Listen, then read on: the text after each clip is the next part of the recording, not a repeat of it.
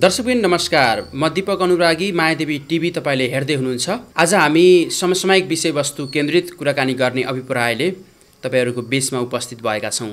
दर्शकबिन, अहिले Nepal communist party नेकपाको राजनीतिक सरगर्मी जसरी केन्द्रमा बढिराखेको छ त्यो तपाई सबैलाई थाहा छ।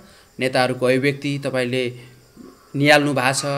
नेताहरूले बेला बेला निकाल्ने विज्ञप्तिदेखि लिएर आएर उहाँहरूका आवाजहरू पनि सुनिरहनु भएको छ र जिल्ला स्तर र प्रदेश स्तरका नेकपाका गतिविधि पनि लगभग सुस्त प्राय छन्।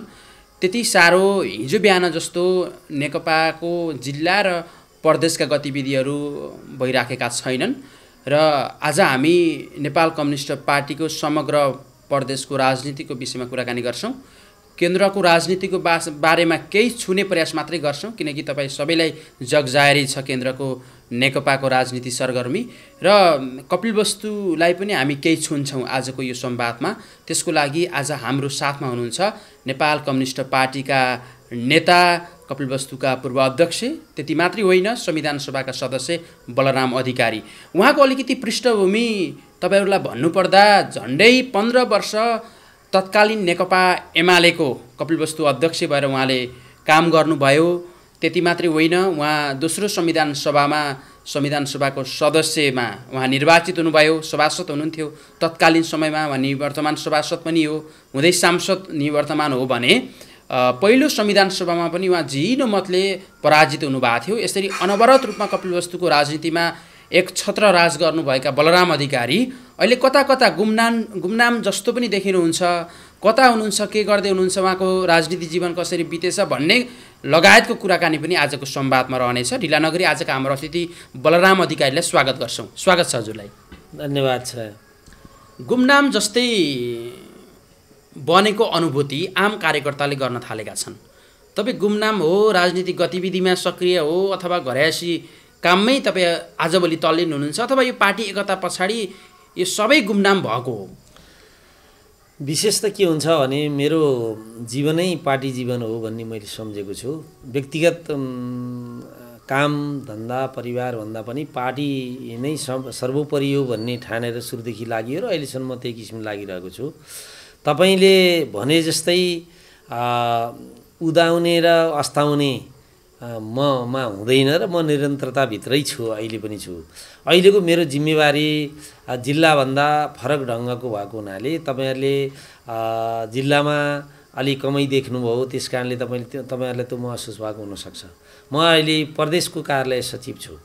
मेरो नजरमा अथवा जिम्मेवारीभित्र 12वटा जिल्ला पर्छ र हामी 12वटा जिल्लालाई जोड्ने, नयाँ प्रक्रियाबाट जोड्ने र नयाँ सङ्गठन निर्माण गर्ने प्रक्रियामा छौँ। अहिले दुईटा पार्टी एकता भइसकेपछि केन्द्रमा मिले पनि तल मिलिसकेको अवस्था थिएन।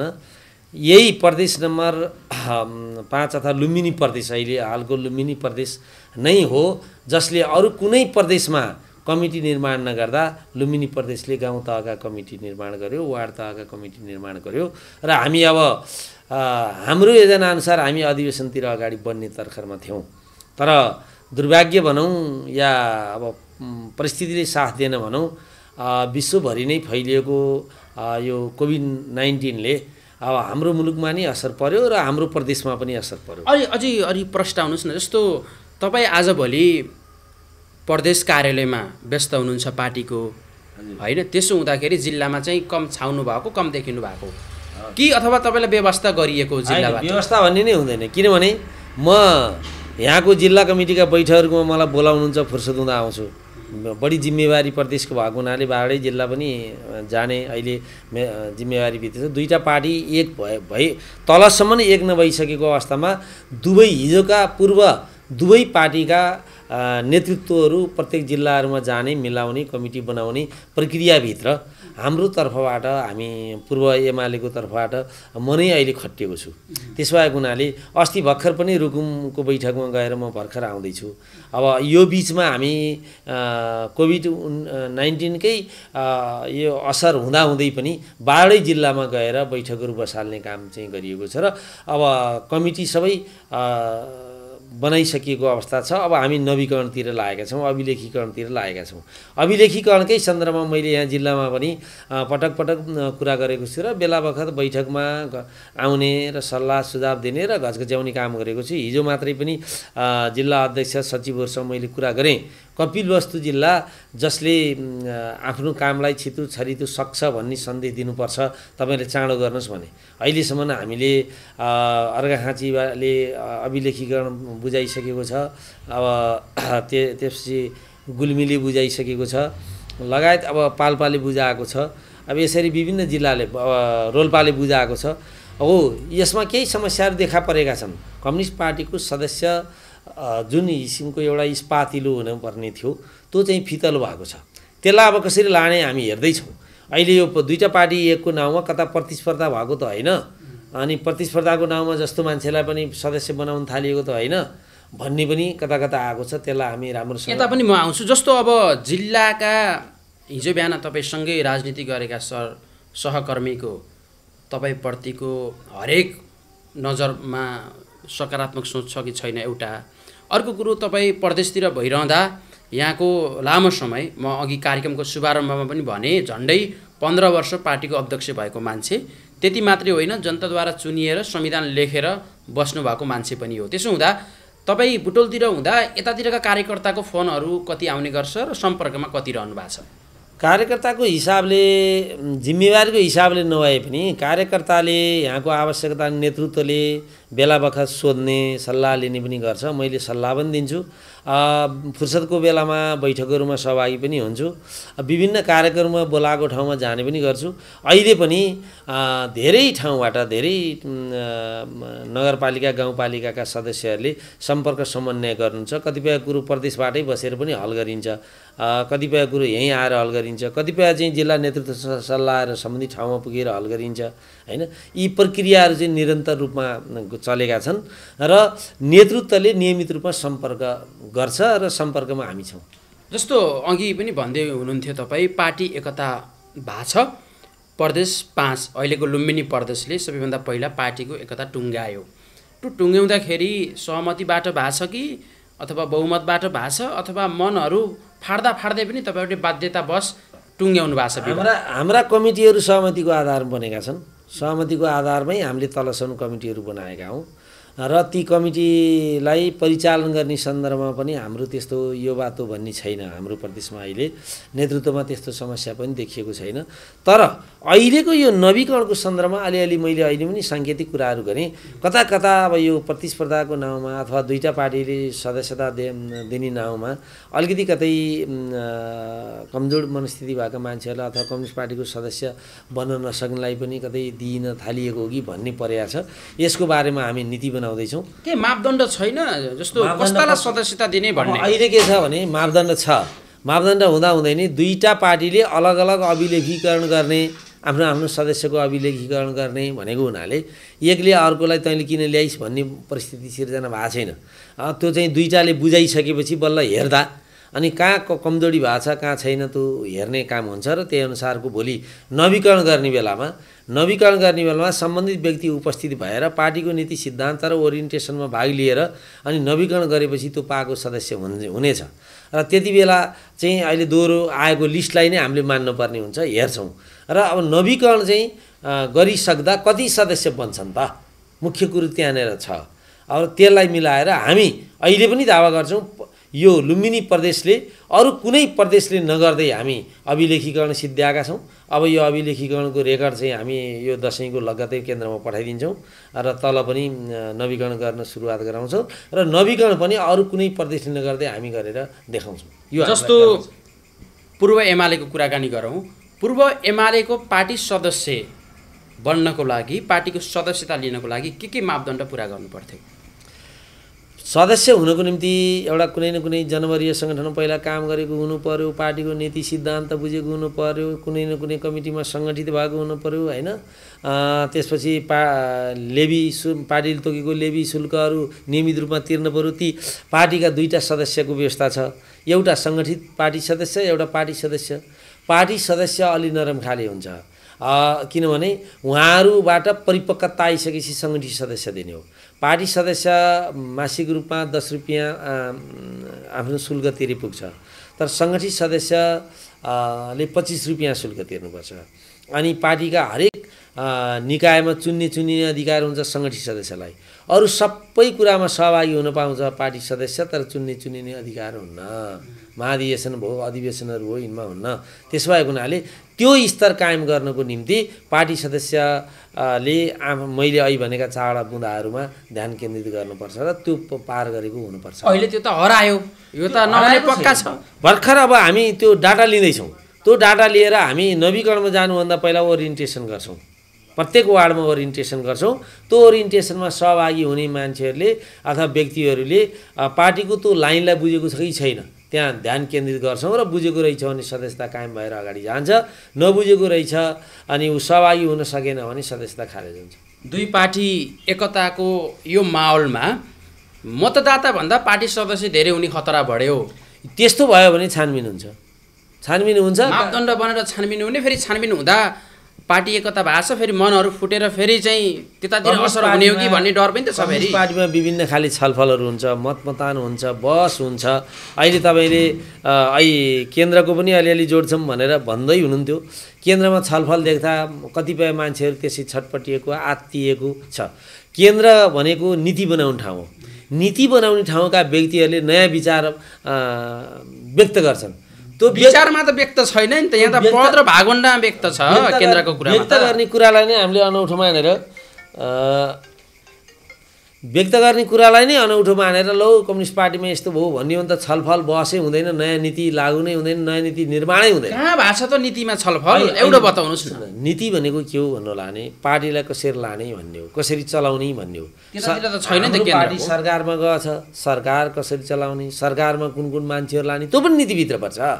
को मान्छे लाने, को जाँदा राम्रो सरकार चल्न सक्छ, त्यो पनि नीतिभित्र पर्छ। त्यहाँभित्र व्यक्तिका इच्छा आकाङ्क्षा हुन सक्ला। अनि नेताहरूले बोल्ने कुनै कुरो ल यस्तो गऱ्यो भने राम्रो हुन्छ, सङ्गठन यसरी निर्माण गरौँ, अथवा यो अवधिसम्म यसो गऱ्यो भने राम्रो हुन्छ र कसैले विचार अभिव्यक्ति गर्न सक्छ।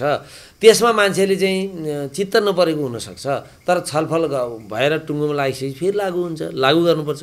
लागू नभए कारबाहीको विषय बन्छ। त्यस कारणले अब हामी त अभ्यासमा पनि छौँ। अहिले एक त संविधानको कार्यान्वयनको अवस्था छ, त्यसमा पनि नीति नियम कानुनहरू बनाएर जानुपर्ने अवस्था छ। सबैलाई चित्त नबुझ्ने हुनसक्छ, त्यहीँनिर पनि अलिकति खाडल पर्न सक्छ। अर्को दुईवटा ठुला पार्टीहरू, हिजो भिन्न विचार बोकेका, भिन्न लाइन बोकेका पार्टीहरू एक भएका छन्। त्यो एक भएको अवस्थामा अहिले सबै विचार चाहिँ ठ्याक्कै मिलिसकेको अवस्था त छैन। त्यो घुलमिल हुँदाखेरि जस्तै तपाईँ दुईवटा नदी मिल्दाखेरि अब चाहिँ सेती र काली मिल्यो भने त्यो अलिक तलसम्म सेतो सेतो कालो कालो भएर जान्छ, तल गसी बल्ल मिल्या हुन्छ। त्यो हामी पनि अहिले के छौँ, सेतो सेतो कालो कालो अवस्थामा अझै छौँ। अब त्यो ठ्याक्कै कहिले हुन्छ पानी जस्तो, कहिले भन्छ पानी जस्तो। अब केही समयपछि जब तलसम्मका कमिटीहरू बन्छन्, माथि बाँकी रहेका सबै विभागहरू बनिसक्छन्, होइन, सदस्यता नवीकरण हुन्छ, अनि अधिवेशनको सुरुवात हुन्छ। अधिवेशनमा के हुन्छ भने विचारलाई अथवा अधिवेशनलाई व्यक्ति उभिए पनि विचारका कुराहरू पनि आउँछन्। ती विचारलाई प्रस्फुटित गर्ने कुराहरू, तिनलाई संरक्षण गर्ने कुराहरू, सम्प्रेषण गर्ने कुराहरू र योग्यता क्षमता भएको व्यक्तिहरू अघि सर्ने कुराहरूमा मन परेको व्यक्तिले भोट दिन्छ। त्यति बेला हिजो माओवादी पनि भन्दैन, हिजो एमाले पनि भन्दैन, मन परेकोलाई दिन्छ, उसले जित्छ, उसले चलाउँछ। त्यति बेला चाहिँ हामी के हुन्छ भने एकदम कञ्चन पानी भन्छौँ। अब अहिले नेकपामा तीन धार जस्तो देखिन्छ। एउटा प्रधानमन्त्री केपी शर्मा ओली, एउटा पुष्पकमल दाहाल प्रचण्ड, एउटा माधव कुमार नेपाल। यी तीनवटा नेतालाई चाहिँ तपाईँले नजिकबाट निहाल्नु पनि भएको छ। अब यो क्यामेरामा कति बोल्न हुन्छ हुँदैन तपाईँलाई त थाहा होला, तर यी तीनवटा नेताको मन चाहिँ अहिले मिलेको छैन। जनताले जसरी भोट दिए, 2/3 बहुमत दिए यो सरकारलाई, केही गर्छ कि भन्ने आशाले अहिले मन्त्रीमा विवाद, नियुक्तिमा विवाद, विभिन्न किसिमको चाहिँ कामभन्दा पनि बढी चाहिँ भागभण्डामै विवाद देखिन्छ। त्यसो हुँदा जनतामा निराश छाएको छ। अरू विपक्षी पार्टीहरूलाई अब उचाल्नको लागि एउटा इस्यु पनि बनेको छ। तपाईँहरूले त सामान्य विपक्षीले उचाल्नको लागि भने होला नि, केही भएको छैन भन्ने त तपाईँहरूले भन्नुहुन्छ नि, किनकि नेताको त्यो भाषा पनि हो। तर यो विवाद देख्दा आम मतदाता, आम नागरिक खुसी त छैनन् नि। अब यहाँ दुईवटा प्रसङ्ग हुन्छ, हामीले कसरी हेर्ने भन्ने कुरो हुन्छ। एउटा त त्यो हेराइको दृष्टिकोण के छ भन्ने हो।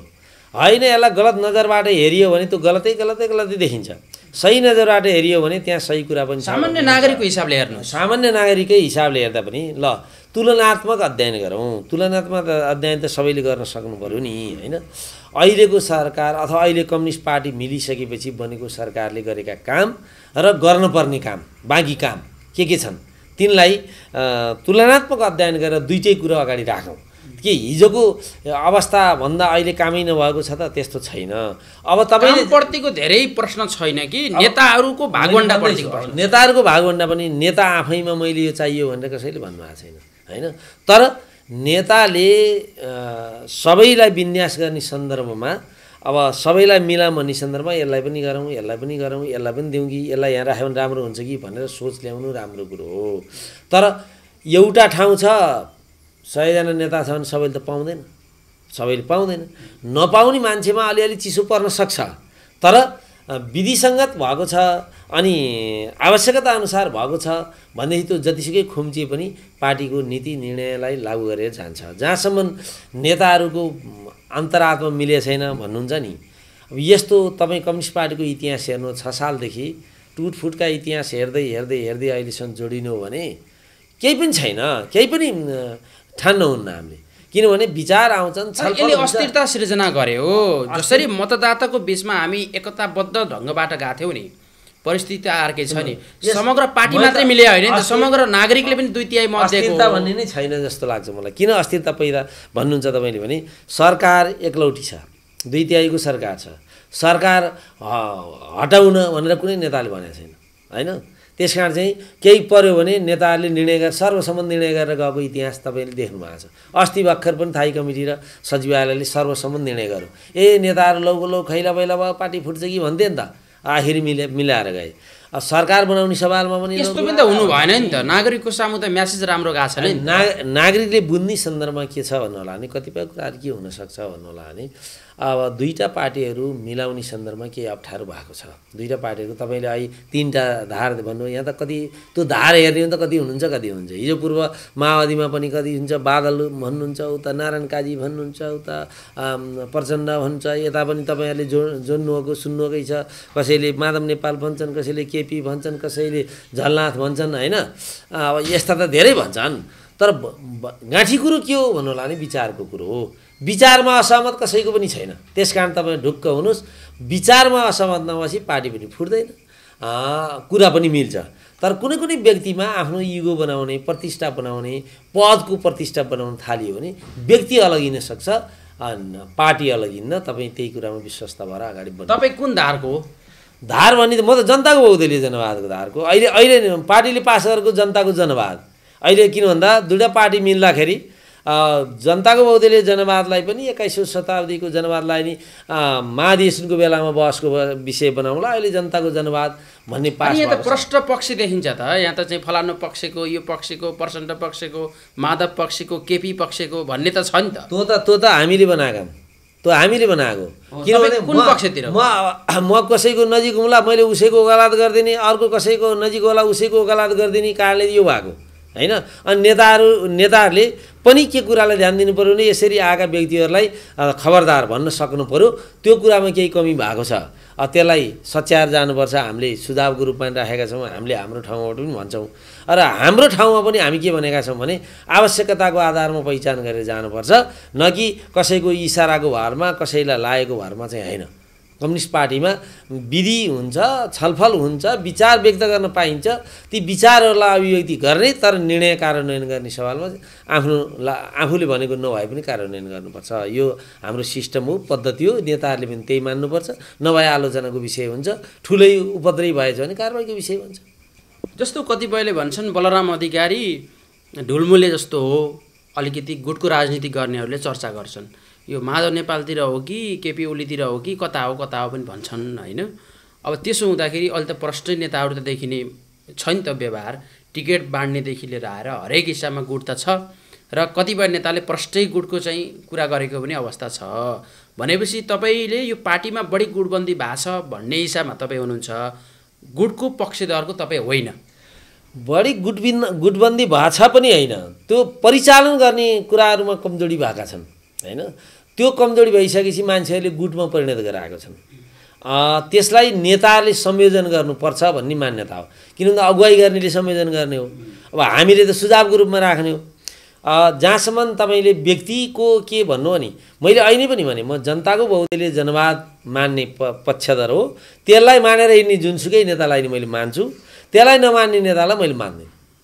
अहिले जनताको जनवादलाई जसले स्वीकारेर जान्छ, भोलि महाधिवेशनको बहसमा अब कतातिर बस आउँछ, कतिबेला कस्ता दस्तावेजहरू आउँछ, पार्टीको जनताको बहुदलीय जनवाद अहिलेको जनताको जनवादलाई सबैले मानेका छन्, तर गुट देखिएको छैन त। यहाँ गुटको कुरा मात्रै छ, विचारमा त प्रवेशै गरेको छैन अहिलेको एकता। गुटलाई कसरी तपाईँहरूले हेर्नुहुन्छ, मैले गुट भन्ने कुरो चाहिँ मान्दिनँ। गुट भन्ने छ भन्ने नै लाग्दैन।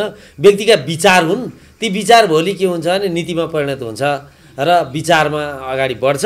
र त्यो विचारमा अगाडि बढ्ने सन्दर्भमा कतिपय मान्छेहरू के हुन्छ भने सही विचारलाई बोकेर अब अगाडि बढ्छ, जो बोक्न सक्दैन ऊ पछि पर्दै जान्छ। राजनीति यस्तै हो हेर्नुहोस्।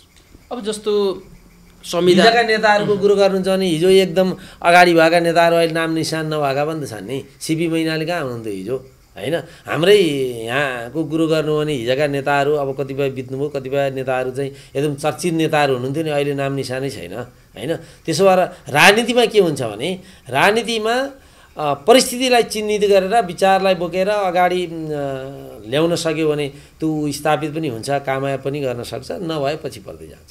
अब जस्तो तपाईँहरूले संविधान लेख्नुभयो, संविधान लेख्नेको एउटा हस्ताक्षरकर्ता तपाईँ पनि हो, हैन? एउटा सबैभन्दा एउटा जीवनको अमूल्य क्षण र यस्तो प्रकारको अवसर चाहिँ कोही कसैलाई आउँदैन अब भन्ने गरिन्छ, हैन? अब त भविष्यको कुरा अब के हुने हो थाहा छैन, तर पनि भरिसक अब चाहिँ संविधान लेखिँदैन, तर संशोधन हुन सक्ला। तर कतिपयले भन्छन् यो अस्थिर प्रकारको संविधान लेखियो पनि भन्ने गर्छन्, हैन? अब यो संसदीय अभ्यासमा पनि अत्यन्तै फोहोरी संसदीय अभ्यास हुँदैछ, हैन? अब यसलाई हटाउनुपर्छ पनि भन्छन्।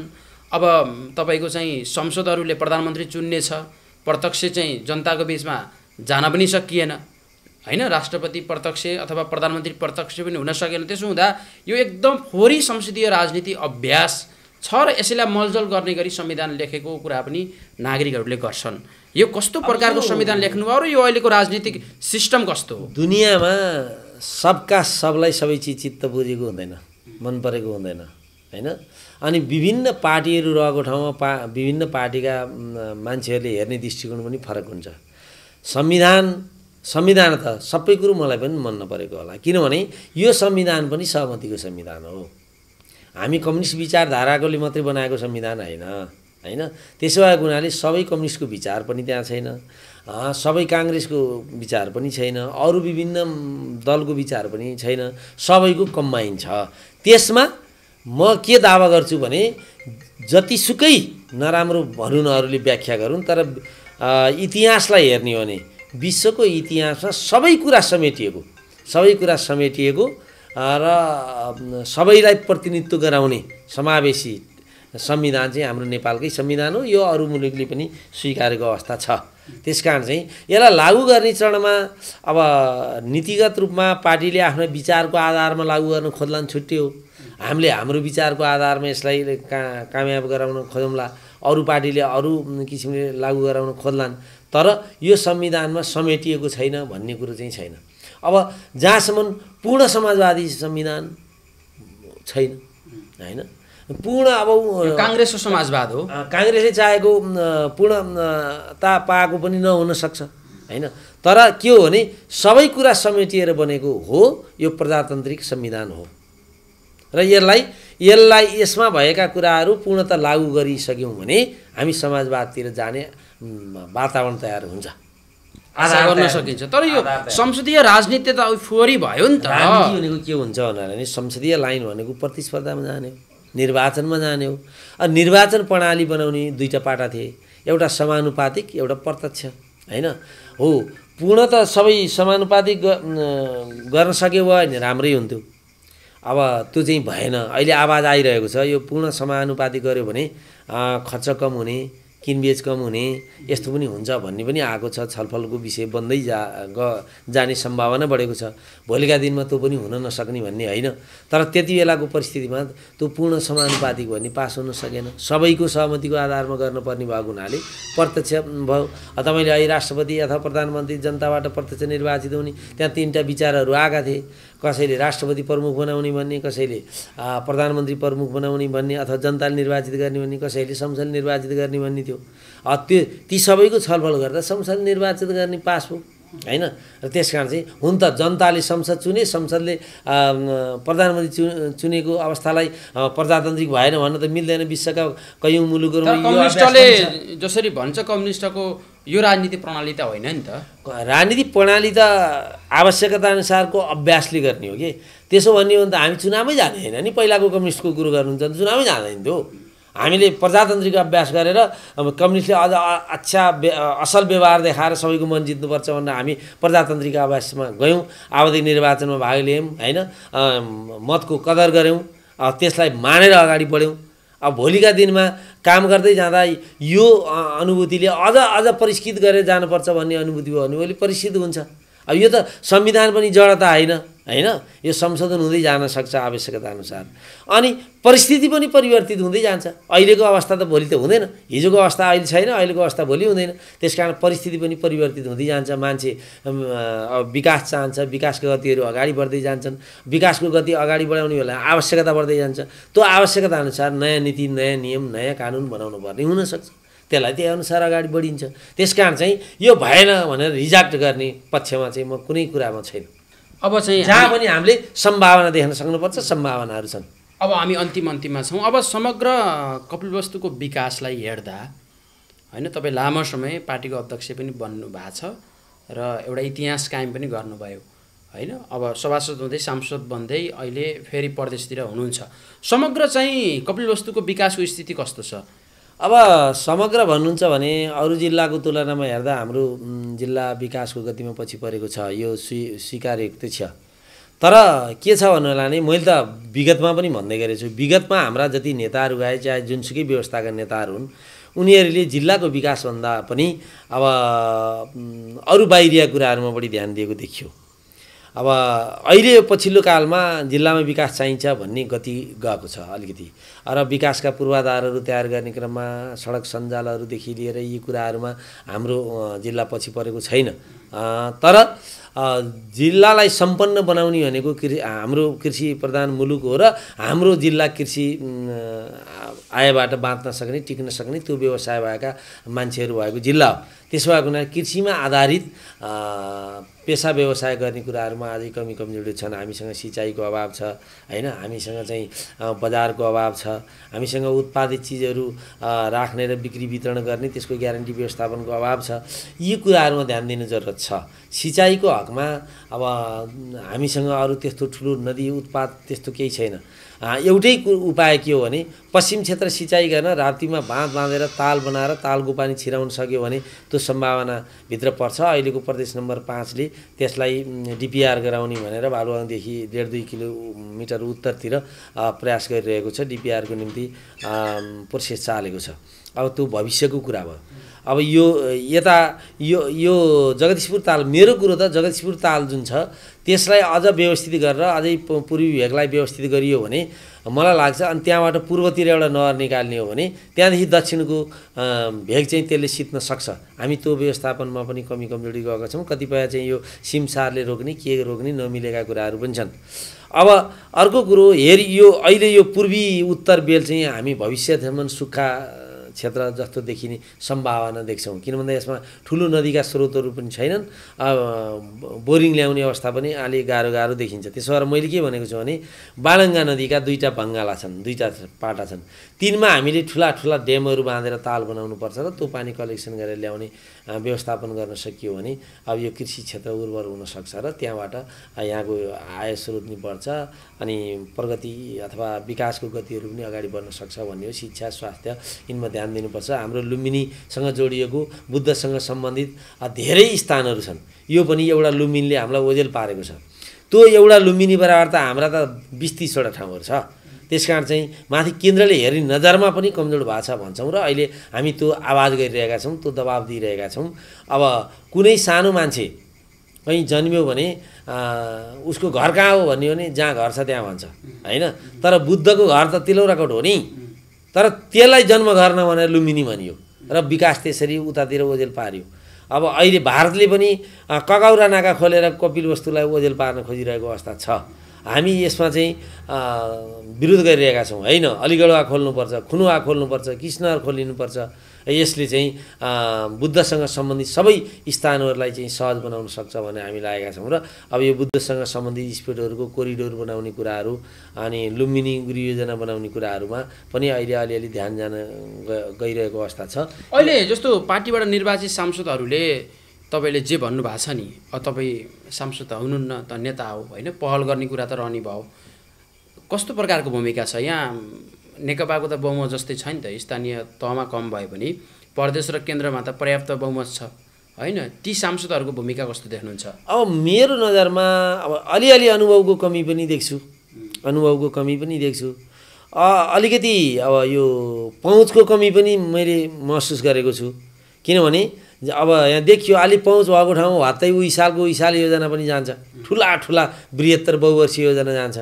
जहाँ पहुँच नभएको ठाउँ वर्षौँ कराउँदा पनि नगएको अवस्था हुन्छ होइन। त्यसो भएको हुनाले यही लुम्बिनी विश्वविद्यालयको कुरो गरौँ न, त्यसको एउटा शाखा चाहिँ कपिलवस्तु राखौँ भनेको भएन, उहाँ देवदातिर गइसक्यो।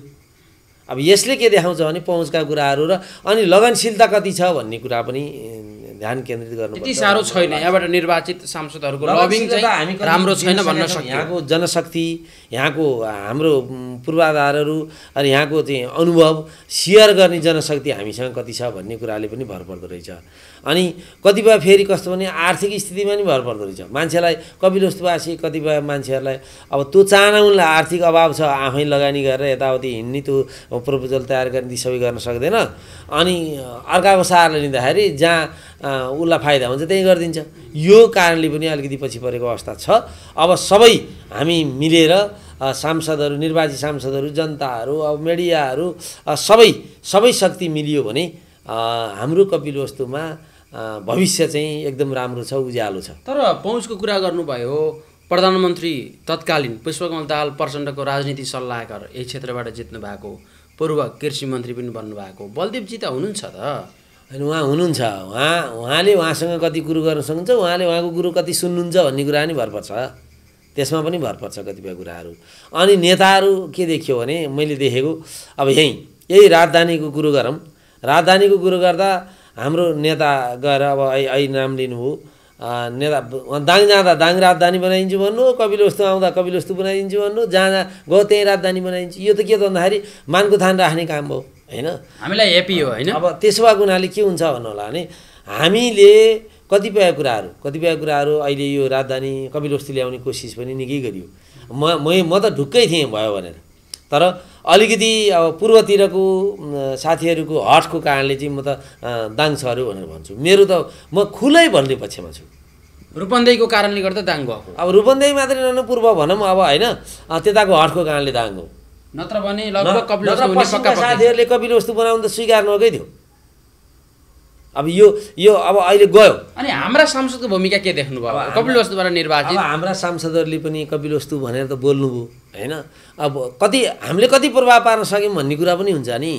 अब त्यो प्रभावित पार्ने काममा कमजोरी भयो होला, कमी भयो। तैपनि म के भन्छु भने हाम्रो कपिलवस्तु जिल्ला घाटामा छैन, राजधानीकै सवालमा। हामी अब राजधानी भनेपछि पूर्वबाट पश्चिम जान पर्नेलाई त यही बाटो जानुपर्ने होला। हाम्रा यहाँका गतिविधिको अध्ययन पनि हुने भयो, यहाँको सबै प्राकृतिक दृश्यदेखि लिएर यहाँको उर्वर भूमिदेखि लिएर सबै अवलोकन गर्ने मौका पनि मिल्छ। अर्को कुरो भालुवाङ, जति अहिले भालुवाङ एरिया राजधानी भने पनि त्यसको द्वार भनेको हाम्रै चनौटा कृष्णनगर हो। भोलि हामी साँच्चै यदि ध्यान दिने हो भने मैले त अहिले मुख्यमन्त्रीसँग राखिसकेको पनि छु, अब कृष्णनगरलाई ड्राइपोर्ट बनाउनुपर्छ। यदि नेपालकै त्यति बोर्डरसँग सटेर अनि ट्रेनको बढी लाइनसँग जोडिएको कहाँ छ नाका? कहीँ पनि छैन। यति सस्तो नाका छ हाम्रो।